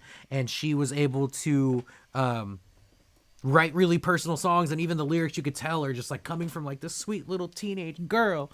It always felt like it started out really personal, and then the machine came and made it to a fucking pop song. You know what I mean? Like, even Love Stories, like, even though it's a personal song, it sounds like she was like, "Hey, music company, here's a song I wrote about a boy I like." And then the fucking machine was like, "Nice song, little girl. Let's fucking make you a fucking monster." You know what I mean? So, like, and I love that shit, right? But this one, it felt like, okay, Taylor Swift's a grown-ass woman now. She's richer than anybody. She's also a pretty white girl. So I can do whatever the fuck I want, and I'm going to use that. And it worked. Like, a lot of it, and maybe, yeah, I'm not saying she didn't want to do her pop songs. Maybe she wanted to do fucking, hate. White girl saying haters want to hate. Also fucking a no, Charlie XCX. But Folklore again, like it's more stripped down. It's definitely a folk album. Surprise, surprise. And you know me, I love my folk singers, and it was just like really, really refreshing to hear Taylor Swift just kind of like be herself and not be this pop star. And some songs obviously are like kind of underdeveloped, but Taylor again like really still I think she instead of like letting her people tell her not to do this song, the songs that were underdeveloped that she still kept I think were probably the most like endearing. Like my favorite song of this whole album is Mirror Ball, and Mirror Ball is the worst mixed song in the whole album. But you never hear those types of imperfections when it comes to Taylor Swift. You know what I mean? It's always just like this fucking god body entity that you have to consume. And Mirror Ball was the most vulnerable Taylor has ever sounded on a song because her vocals sound so thin, like they're so low in the mix, but they put like this crazy delay on it, so it sounds also really like pangy. And like if you're a mix engineer, you listen to this, you're like, this is shit. But then you're like, this is Taylor Swift. And then you're like, oh, I actually get to hear, and like it makes her sound so vulnerable. It strips away the machine, and you're almost reminded that it feels like Taylor is coming to you as a friend, like and asking you what you think of this song, which is like the most vulnerable you could be as an artist. You know what I mean? And that is something I've never been able to experience with Taylor Swift before. Yeah. But other than just that, like there's some songs are really like just actually strong. Like The One, even though there's some kind of cringy white girl moments in it, is actually a really great like folk pop song. And of course there's always going to be tinges of country on it, but like it's negligible. You know, it doesn't sound like I'm listening to a Dixie Chicks album. You know what I mean? I think the song Cardigan is an amazing song, even though I do agree with the internet when they say that it sounds like a Lana Del Rey song. I think so. I agree. It does sound like a Lana Del Rey song, but I don't think it sounds like derivative, you know? And I think it was like a great, because I think that was the lead single for this album, and it was a lead single. It's quite a surprise, I believe. Like, it was like, there's not really a big press release for it. And then also she has a song Exile with Bon Iver, and I'm not the biggest Bon Iver fan ever. Or previously, but like he's dope, and I'll listen to some songs. Like I like all the shit he did with Kanye, like the shit that he did with fucking Chance and shit. And I like some Bon Iver songs, you know, from time to time. But I really enjoyed the fucking duet he does on Exile with Taylor Swift. It's a really strong song, not just like lyrically, but also like the contrast between his low ass baritone vocals and Taylor's voice was really haunting. And then I really like the song Betty, which is just like, it sounds like a fucking American love song, you know, but it's a really pretty song. And even Hoax. And then what was the other one that I really like that's more fucking like rock? Last Great American Dynasty. Great fucking like folk rock song. And it's just something that you don't expect to hear from Taylor Swift. Obviously, she sounds like she's maturing a little bit more. And you know, I'm sure she's always had somewhat of like creative license to do whatever she wants as an artist, but it's, at least to me and my narrative in my head, I want to think that she's saying, hey, at this age, I'm taking control of my shit. I don't want to do too much pop stuff anymore. She followed it up with a sister album that almost made as of 45 minutes ago, it was on my list. And I took it out, which is called Evermore, which is also pretty strong. But the reason why I ended up not keeping it is it's a lot more country than I want it to be. I think Folklore found a better balance. But yeah, Taylor Swift, was not expecting to like this album as much as I did. I thought there was going to be a few songs that I like because I don't have guilty pleasures. I just have pleasures. But the whole album's fucking good, man. I can't believe I'm saying this, but Taylor Swift is my number 12 in 2020. Well, I gotta say I did listen to this album, not throughout, but I do think it is a really good album. Based on what I've heard, I just haven't really sat down and gave it much of a chance because I mean, first of all, it is hard to admit that it's like, oh fuck, I'm gonna listen to the Taylor album. Yeah, it feels like things that I stand against, you know. Yeah, for sure. And the other reason is, and I'll get to this because like. I won't say where it is on my list, but not the Taylor album, but like something that kind of filled that void for me. Okay. at the same time that Taylor's album came out, and I listened to that first. You know, I hope so we're when I talking came about to the same album because yeah, I mean, at least this is the album that I compared to it, and I flip flopped Mm. this album and this other album because before they were Okay. flipped, I had Taylor higher and then this album not. I hope we're talking about the We'll same see. thing. I don't think we've ever talked about it, but I also feel like I feel the emotional connection. Let's see. Okay, Let's okay, see. we'll see. If I'm wrong, then obviously I've misread our entire relationship, and I'll stop asking you to have sex with me. I will But say I was also kind of scared to admit, but again, I don't have guilty pleasures. I only have pleasures. I'm wearing Carly Rae Jepsen yeah, sweater right now, but as I was about to say my entry for number 12, I was like, "Oh, am I too high right now?" I got like that little like scared feeling. I mean, the thing with Taylor, it's not so much like, yeah, like she's written pop songs that I myself don't care about, and I get it, you know. And I guess the thing with Taylor is like I've always seen her as this powerhouse, Yeah, like mega the monster the celebrity. machine made. Yeah. Me too. So, and it maybe like part of that view as well changed with the whole Scooter Braun thing. Yeah. But I guess I've just always seen her as this like she's too big to fail kind of Right. like artist, you know. Right.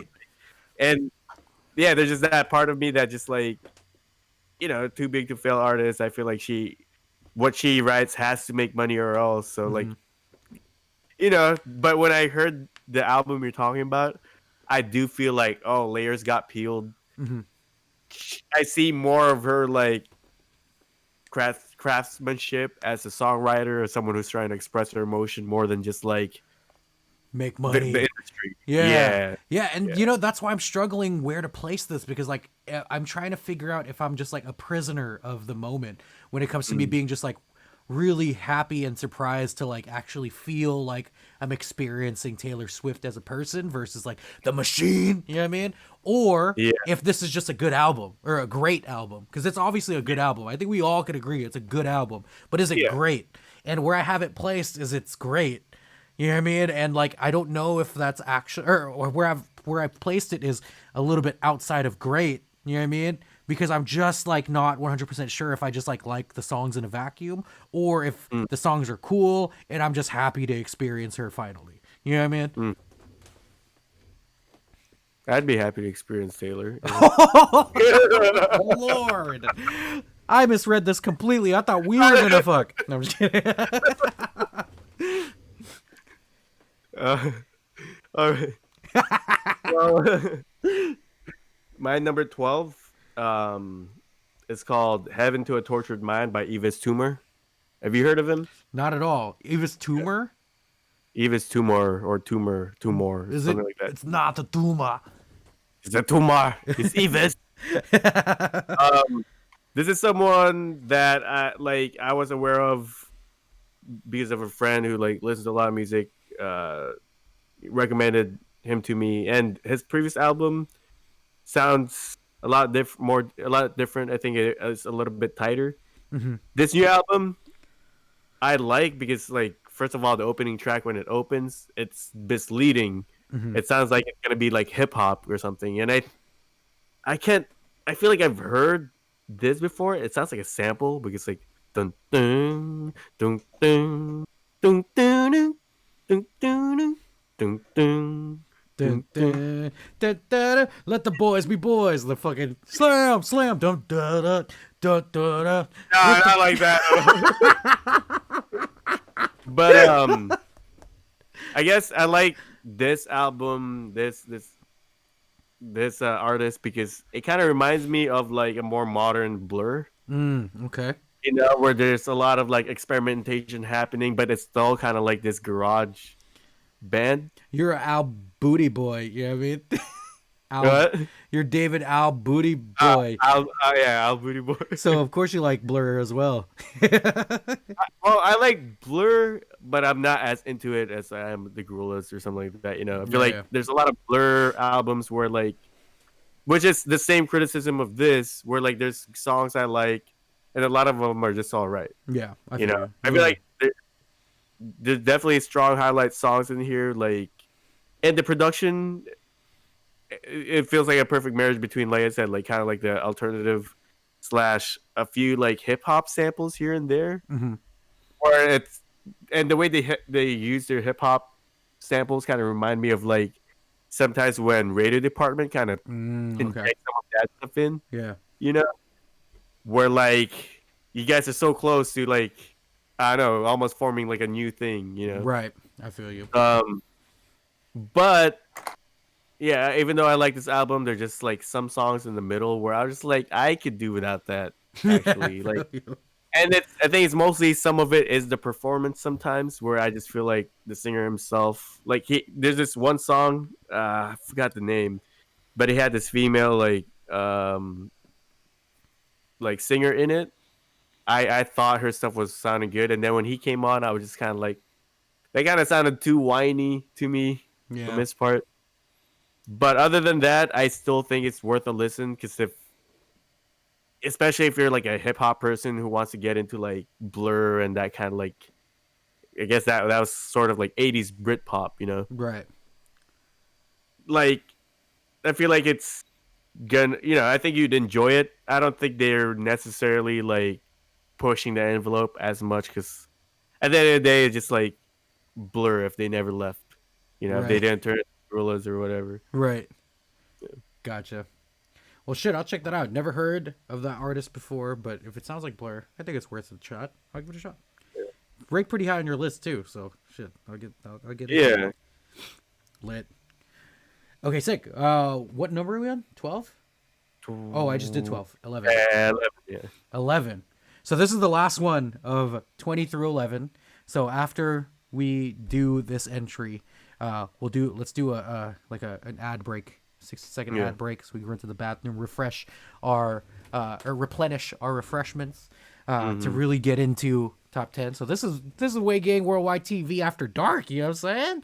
On repeat podcast, we're finally back, and it's the end of the year. This is crazy, but cool. So my number 11, which is the top of this first half of this list, someone that fell quite a bit, but I don't think it's necessarily deserved. And even now, I'm kind of thinking about switching. No. This is the list. This is number 11, and this person came out of nowhere. One of my favorite parts of this year, as well as an aside, is that I've shared and exchanged music with Cammie more than ever because I think she's really like definitely like more secure in like her and developed her own like music taste, and she's able to put me onto things. But one thing that she also like found out randomly and put me onto was someone she discovered on TikTok, and TikTok is never a place I expected to discover an artist that I would put on my top 10 list or my top 20 list, let alone almost had it in my top 5 until a few weeks ago. You know what I mean? And someone that actually inspired me when I was like getting ready to put my album together earlier this year. Somebody that's blending a lot of like indie pop qualities with R&B and tinges of hip hop. Somebody that kind of sounds like a more indie pop, juvenile, less developed Frank Ocean, or what people say on Twitter, the Black Rex Orange County, is Child by Sam Truth. And this album was my number 4 for months, and it was going to stay in my top 10. Then slowly just kept moving down because I just like stopped going back to it as much, but I still went back to it a lot. So that's why, like, if I wasn't going to put it where I was going to originally put it, I like having it at number 11. So it's at least the top of my, first half of the list. And yeah, I just think like Sam Truth is a product of just like this movement of like alternative black kids. You know what I mean? Like there's, especially in media, it's always like black kids are always portrayed in like the similar like few archetypes. You know what I mean? And I think it's awesome that we're more normalizing alternative black kids and stop saying, oh, he's white or he talks white or something like that, or his like music isn't black enough and shit like that. And I just think that like it's cool as fuck to start to see like the spectrum of it, because like I very much so think that like when it comes to like Filipino people or brown people, I'm also like not either or in the spectrum. You know what I mean? I think I'm very in the middle in many ways. And it's just like cool to also hear elements of like indie pop be mixed with touches of R&B and a little bit of hip hop, Like the song "All My Dogs," which is hands down his biggest song. This is the song that came out that got big through TikTok because of how dope his music video is. It hella sounds like the very beginning of it sounds like, remember that California Snow Story? Remember that song Summer Avenues? It sounds like Summer Avenues, and then a dude starts singing over it in a more R&B influenced melody. It's definitely not an R&B melody. It's still more of like an indie pop melody, but it's like R&B influenced. But the words he's saying are definitely like rooted in like hip hop, because like this is a kid that grew up where hip hop is the main genre. So it's inherently like, if you think about it, right, like everyone in 2020 speaks a little bit more hip hop than they did in the 80s, because hip hop is just Oh the yeah. thing. Like you have grandma saying lit and shit like that. You know what I'm saying? Yeah. Like, so it's just inherently what's happening. So like you hear like a California Snow Story song, but a dude saying like "with all my dogs and we can howl at the moon for no reason," and like just the way he says "reason" in "all my dogs" and shit like that. So it's just cool to hear that shit, and it's just like, dog, those are like my worlds colliding, my fucking indie pop world and hip hop, R&B, pop, you know what I mean? All that shit coming together. And it just like really encouraged me to like actually pursue the sound that I've wanted to pursue, which is like more indie pop incorporated hip hop.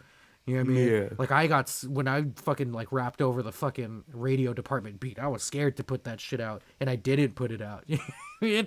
And now it's like, dog, like why would I like deny myself of that? Because like remember a lot of my stuff back then was like radio department stuff, action biker type stuff, you know what I mean? And I just gave up on it. So it's just like encouraging. It was definitely, and when you run into a project that encourages you to be like that, I think it's a really important album. But then also just like the songs on it, like I think Snail Pace is just like a great dream pop song. I think more often it sounds more like Brockhampton and Chance than it does indie pop. But if Frank Ocean was on a Brockhampton beat, you know what I mean? So like I think that's like a fucking great, like artistically instead of just like philosophically great. Yeah. Burt Houses sounds like a early SZA song, and then fucking Child Ready to Grow just sounds like a Rex Orange County song. So there's just like all of these dope like influences being mixed with like a really unique voice and a really unique sound. And like the lyrics are also, you know, as much as I don't necessarily relate to them now at 29, but it's also like, you know, all of it's really like coming to age, you know? So it sounds like it's an A24 film when you think about it. It sounds like, you know, that movie early 90s directed by Jonah Hill. It sounds like it's one of those kids made this album, you know? And I just think it's like really, really unique. And I think it's something that I fucking would have put at like number 4. But just like the fact remains is like, I'm not just like putting on All My Dogs all the time. You know, and as I get to my top 10, it really needs to be albums that were consistently in my rotation, because those are obviously the albums that I love the most, you know? But I think like if I had to choose like, hey, you know, fucking as instead of just like my personal preference, I'm just like objectively saying like which album is better. I think Child is better than like fucking most of this, better than every album on this list except for 4. You know what I mean? In my opinion. Yeah, that's my number 11. Nice. Yeah, it's still. I only know a couple Sam Smith songs, but I know you got really into him. Sam And you Truth. told me that's how Sam's Truth. I mean, fucking Sam Smith. Stay with me. Ain't nobody But, stay with you, cut. uh, but yeah, no, I should check him out more, because I know, like, after you showed him to me, I saw like kind of a change in focus, or at least like I feel like you became more secure in Yeah. your own sound, Hell yeah. which I thought was pretty awesome. So 100%, man. Yeah. Hell yeah. So yeah, for my number 11, I also didn't expect this to be on my list at all, because even though I liked a couple of their songs, I thought, okay, those are the only couple songs I actually like. I feel like the rest would just be okay, but not until I listened to it. I was like, okay, this is actually really awesome. This is another artist that sometimes like I feel the same way in like when it comes to sharing it, I feel a little bit like scared because I could get judged. Yeah. And it also is something that when I show people, it like it could trigger certain, you know, feelings, or it could be what's the word for it? Polarizing. yes, polarizing, and yeah, some people may be uncomfortable with it. Mm. And the album is My Agenda by Dorian Electra. Oh yeah, hell Yeah. yeah.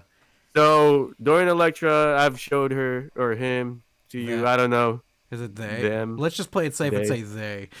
They. Yeah. Yeah. They. I don't even know much about her. No, they. God damn Them. it. Them. Them.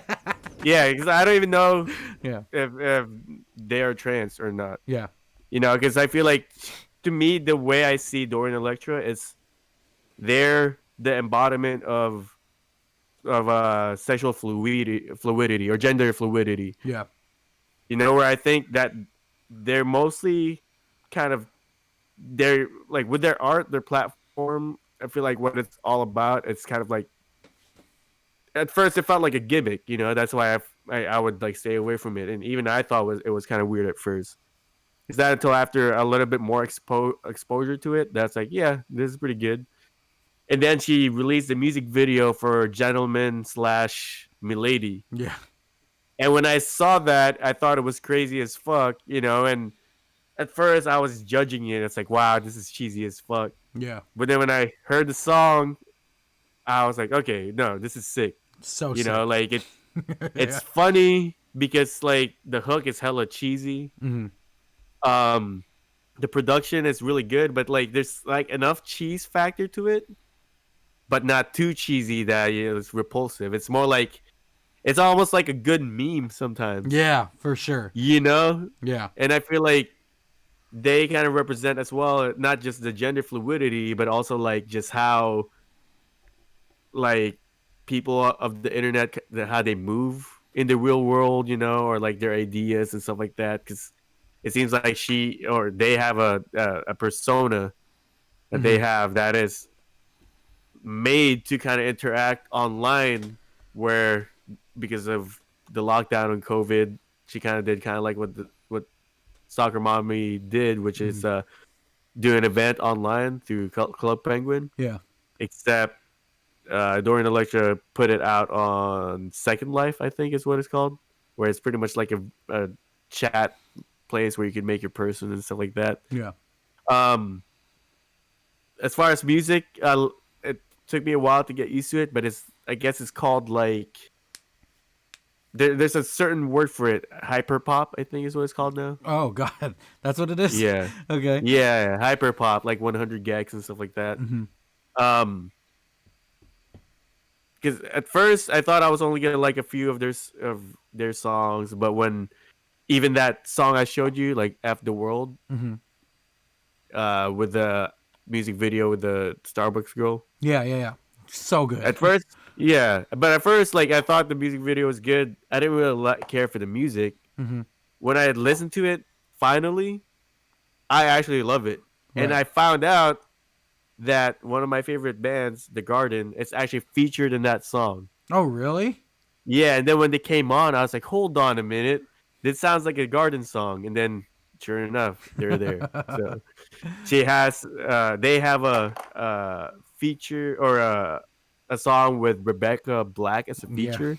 Yeah. And I was like, really, Rebecca Black? But then again, that's like the whole like internet meme, Yeah. and I was surprised because like Rebecca Black's writing is way better than Friday. No, you And don't say. yeah, I mean it's a low bar to try to like get over, but honestly though, like for an artist like Rebecca Black who's been like pretty much been what's the word for it, like made fun of, you know, Yeah. since the beginning of her career, she kind of bounced back, and she seems like even a more like secure artist. Yeah. And I just think I don't And know. she's I so feel like hot too. yeah, she is. Rebecca Black is bad. she She could take me out Friday, Saturday, Sunday, Monday, Tuesday. Oh my could God. take any seat. Yeah, which seat should she take? The one on my face. Oh God.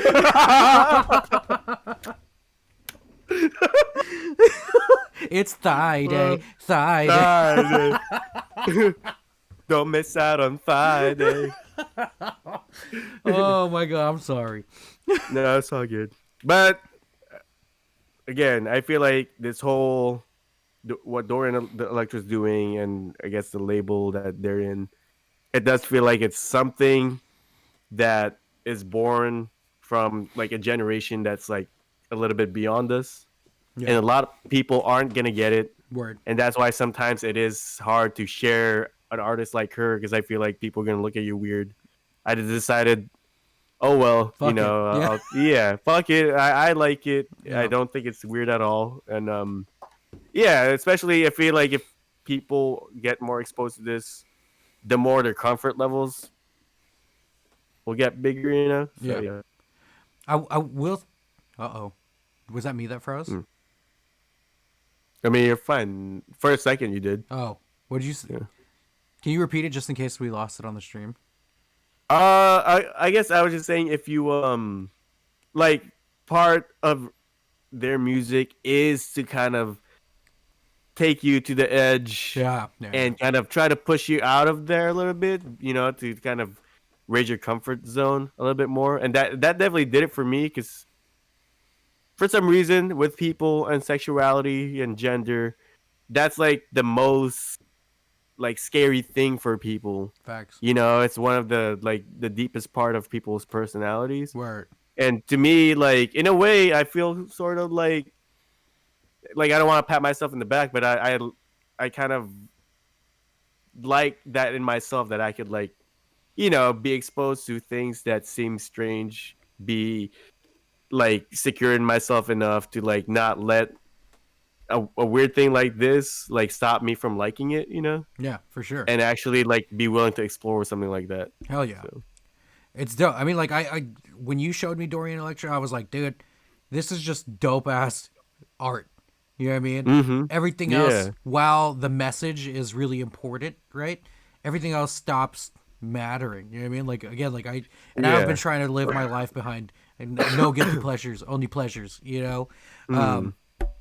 But I will also say, like, out of like all the other like hyper pop acts, I think Dorian has the most interesting thing to say, and also I think makes, and again, 100 Gex is really catchy, but like it doesn't give me a lot of like replay value after the first time I've seen it, surprisingly. But I totally understand and recognize that it's because like it's definitely made for the generation after me. So instead of I'm trying to learn how to fucking understand it and really get into it. And once you showed me Dorian Electra, I'm like, maybe this is my roundabout way of getting into that genre. You know what I mean? So I'm giving it a shot. I've showed Dorian Electra videos to a number of people since you showed them to me.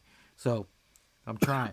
We out here. We trying. Dorian Electra's dope. I haven't listened to the whole album, but the 4 songs you showed me, I definitely fuck with.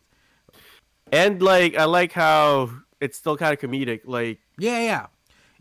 like it doesn't take themselves too seriously. Yeah. And I'd also say like even though there's that whole thing with Dorian Electro when it comes to sexuality, challenging that and stuff. At the end of the day, I just like the way it sounds. Yeah, it sounds dope, and the aesthetics are dope, and also like the cool thing is like I don't know, Dorian Electra is very tongue in cheek, so it doesn't. So like for me, somebody who's coming into this like genre, this art form in blind, it doesn't feel. I don't feel like I'm like left out of the joke. You know what I mean? Yeah, or left out exactly. of like I don't feel like I don't belong. You know what I mean? Because like Dorian Electra is able to like kind of like tongue in cheek wink at you while it's happening, and you're like, okay, I get the tone here. Let's get deeper. Yeah. Now that I'm in here, let's go deep.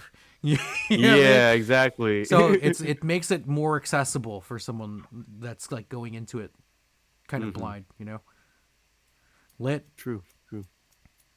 All right. Well, that's 20 to 11. part 1 of the list, 20 to Part 11. Hopefully you guys enjoyed that so far. Thank you everybody for pulling up. There's actually more people in here than I fucking expected. Shout out right? A10, Commander Root, go with him, Ice Wizards, Joint Effort, welcome to the channel. Never seen you before. Hopefully you kick it with us more often. Let's do this music. Miss Lenity, Sad Girl. Thank you guys for pulling up. This is again more than we expected people to show up for this. But we still got more for you. We got our top 10. So you know it's about to be gush time. We're going to be gushing like a motherfucker. I'm not even going to finish this analogy. So I need to go refill my water bottle and make sure there's no Yeah, ghosts I'll do that downstairs too. because I'm home alone right now. Because my Mhm. roommates are all fucking doing Christmas stuff and I came home early to do this. So I got to make sure I'm not about to get killed by a serial killer or something like that. So we're going to do a quick 60-second ad break. But once we get back, we're going to jump right back into our top 10 lists.